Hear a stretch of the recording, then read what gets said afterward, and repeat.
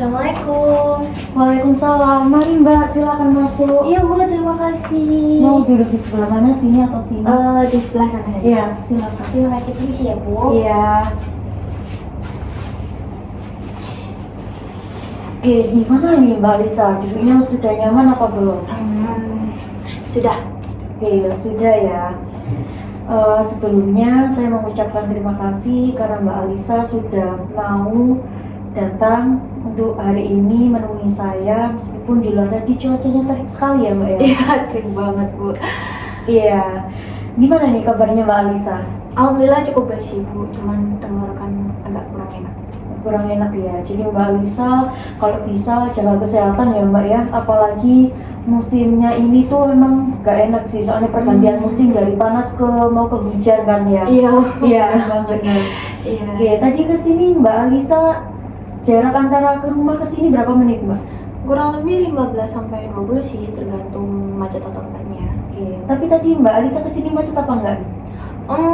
Lumayan sih Bu, soalnya kan ini udah jam mau pulang kerja ya, jadi pasti banyak orang yang keluar masuk ini pergantian sesi itu. Oh iya, iya sih. Oke, kalau begitu Mbak Alisa tadi memang benar-benar tujuannya mau ke sini atau sebelum-sebelumnya ada ini kemana gitu? Sebelumnya sih aku sempat ngafe dulu ya Bu, untuk ngilangin rasa stres dan panas ini ya. Untuk menghilangkan dahaga ini juga, jadi kalau udah waktunya ini baru ingat, terus saya langsung ke sini deh. Oke, berarti habis ngafe langsung ke sini gitu ya? Iya Mbak? benar. Oke, terus untuk kesibukannya Mbak Alisa sendiri kenapa apa nih kira-kira? Ini sih kesibukanku hari ini tuh cuman ikut organisasi sama mahasiswa. Oh, ikut SEMA ya? Iya. Gimana nih Mbak, ikut SEMA pasti banyak proker gitu ya? Iya Bu, banyak banget prokernya ya ampun. Oke, untuk Mbak Alisa sendiri di SEMA ini jabat sebagai apa nih Mbak? Di Departemen Infokom. Oke, keren sekali Mbak ya. Di bagian Departemen Infokom yang biasanya kayak buat flyer-flyer gitu. Iya, bagian edit-edit Oke, juga. semoga untuk kedepannya Mbak Alisa bisa berinovasi lagi ya Mbak Iya, ya. siap Bu. Oke, gimana nih? Ini sudah terlalu nyaman ya Mbak Alisa? Iya, nyaman banget. Oke, sebelum kita bicara lebih lanjut, saya mau menjelaskan bahwasannya untuk proses konseling hari ini saya bisanya 15 menit sampai 30 menit ke depan. Apakah Mbak Alisa bersedia dan berkenan? Jika misalnya Mbak Alisa kurang berkenan, maka kita bisa mereschedule ulang. Bersedia kok Bu, aman. Oke, bersedia ya. Dan saya juga mau menyampaikan bahwasannya untuk apapun yang terjadi selama proses konseling nanti, saya kembalikan lagi kepada Mbak Alisa. Soalnya saya di sini cuma sebagai fasilitator ya Mbak ya. Jadi apapun keputusannya nanti kembali lagi ke Mbak Alisa. Gitu ya Mbak ya? Iya Bu, siap. Oke, baik. Adakah hal cerita yang mau dibagikan kepada saya? Ini sih Bu, jadi kan akhir-akhir ini aku tuh kurang fokus dalam perkuliahan. Oke, kurang fokus. Kalau boleh tahu kurang fokus dalam perkuliahan yang gimana nih Mbak?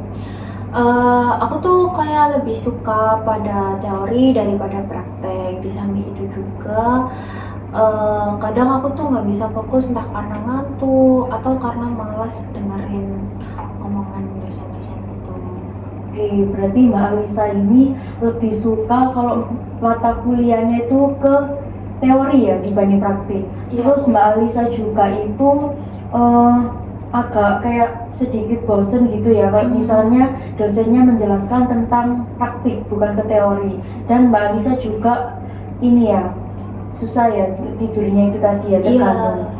Oke. Kan karena ini juga ya Bu ya, kan malas ngantuk itu karena di awal kan aku tidurnya kurang, jadi bangun kuliah ngantuk, apalagi itu tentang materinya praktek, udah aku males. Berarti itu dampaknya begitu ya Mbak Iya. Alisa. Ketika Mbak Alisa kurang tidurnya kurang, terus besokannya ketika Mbak Alisa kuliah jadinya itu kurang fokus begitu ya. Apalagi Iya. kalau bukan di teori, apalagi kalau di praktik begitu ya. Benar. Oke. Itu sudah terjadi berapa lama Mbak Alisa kurang fokus kayak gitu tadi? Sekitar 3 bulanan ini sih. 3 bulanan, oke. Nah, itu Mbak Alisa terjadi di semua mata kuliah atau di mata kuliah tertentu? Ini terjadi di beberapa, ya nggak beberapa sih, dibilang beberapa juga enggak, dibilang semua juga enggak. Oke. Untuk kan tadi Mbak Lisa juga bilang ya kalau misalnya susah tidur. Nah, susah tidurnya nih karena faktor apa nih Mbak?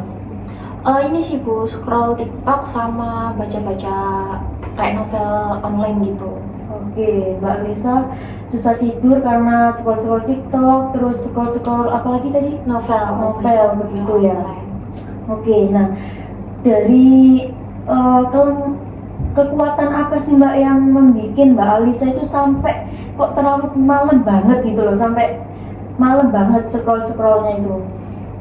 Kalau kekuatan sih ini ya Bu ya, kan di TikTok itu banyak edukasi yang menarik ya, kayak apalagi aku kan departemen infokom, pasti cari-cari media yang unik gitu ya. Apalagi aku tuh anaknya tipe yang lebih suka mendengar daripada membaca buku atau apa kayak gitu. Jadi kayak edukasi lah ibaratnya gitu. Nah kalau untuk baca novel online itu lebih ke ngarah bisa berimajinasi, sehingga dengan imajinasi aku tuh kayak kepikiran buat oh ternyata aku pengen buat buku yang seperti ini, alurnya seperti ini kayak gitu.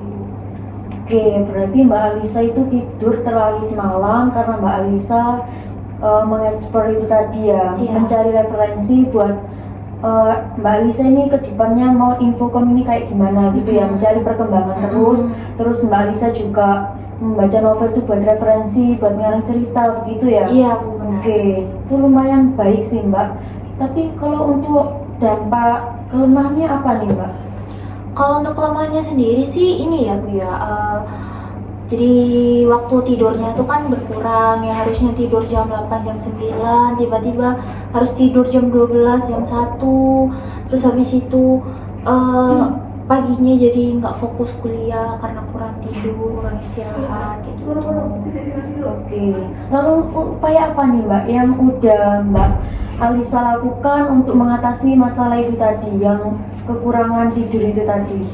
Sebenarnya aku udah pernah melakukan sebuah upaya ini sih Bu, apa kayak di dalam HP itu kan ada target waktu tidur gitu ya, alarm waktu tidur.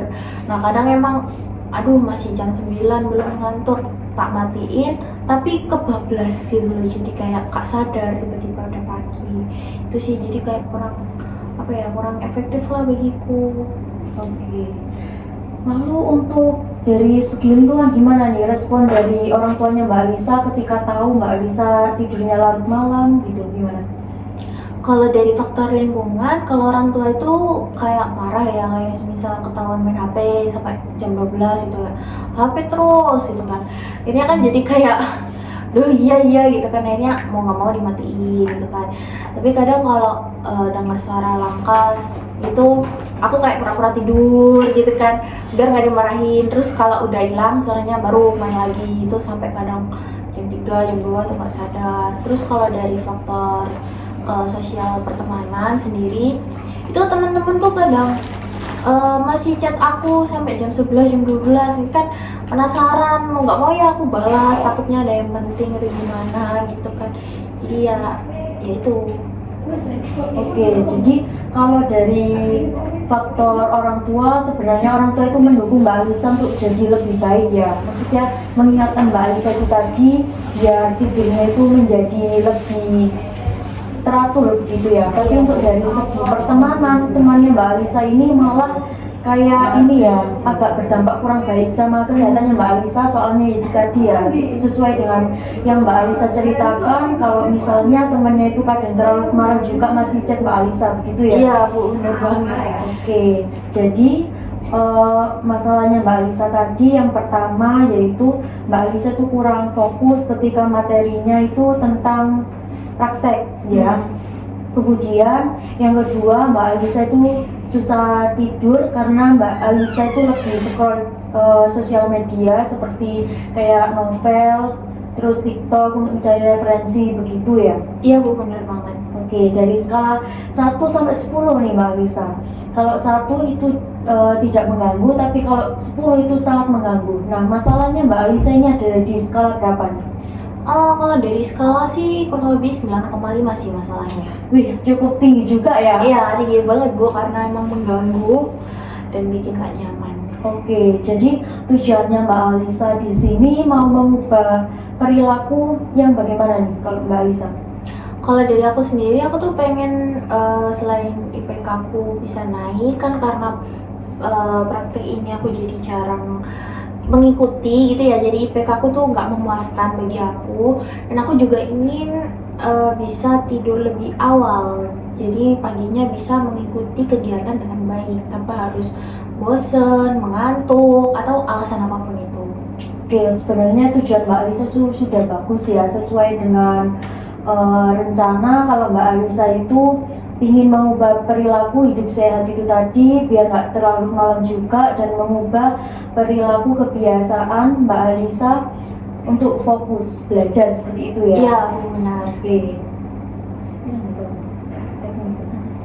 Oke, nah sekarang aku punya satu teknik nih Mbak. Iya saya. Bismillah. Oke, aku punya teknik nih Mbak, yaitu teknik. Oke, jadi aku punya satu teknik nih Mbak, rekonstruksi. Oke, jadi aku punya satu teknik nih Mbak, rekonstruksi kognitif. Apa itu Bu?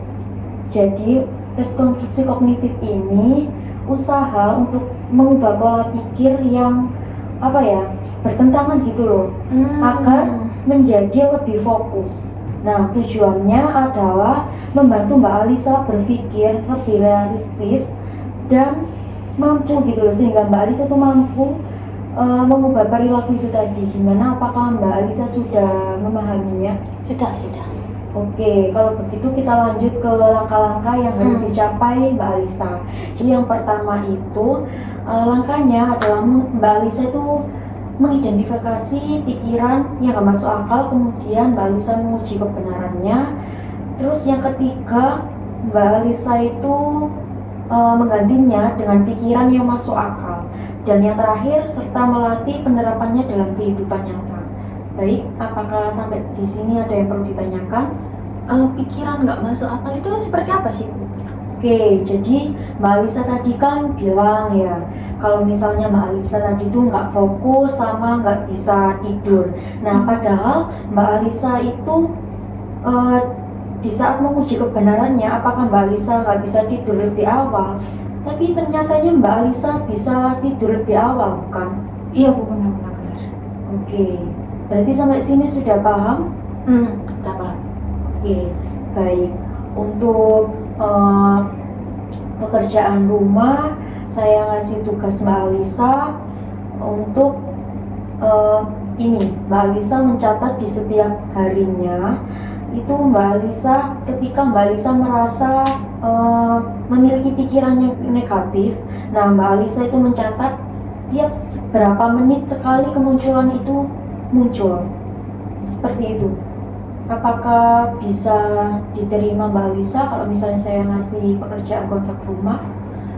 Untuk pekerjaannya sih bisa. Berarti tugasnya itu seperti ini ya Bu. Ketika saya gak fokus gitu ya, aduh malas banget, aku nggak bisa nih, ngantuk, itu ditulis, habis itu berangsur berapa menit kayak gitu ya. Iya, betul. Ditulis terus seberapa besar itu tuh mengganggu pikiran gitu.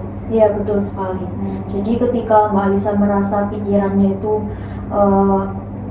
terganggu, Mbak Alisa itu tulis di berapa menit sekali, terus kemudian skala permasalahannya itu seberapa mengganggu sih.